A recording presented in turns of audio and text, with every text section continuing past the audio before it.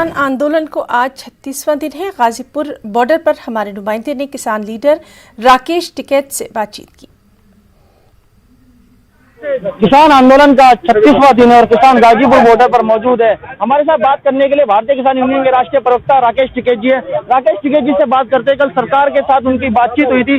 राकेश जी, क्या निर्णय निकला है कल, क्या किन बिंदुओं पर सहमति बनी आपकी?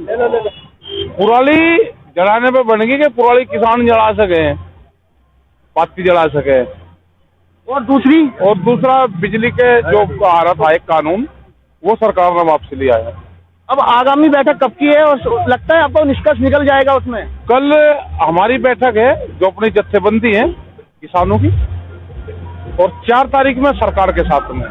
उसके बाद ये आगे की रणनीति तय होगी? हाँ, उसके बाद सरकार के साथ जो आपकी बैठक है, उसके बाद निष्कर्ष निकल जाएगा। लगता है फिर आप घर चले जाएंगे। इस बार नया साल तो यहीं मनाएगा आपका? हाँ, यहीं मनाएगा। रात को आइए यहीं, भाई दिल्ली में तो कर्फ्यू है, यहाँ मनाएंगे।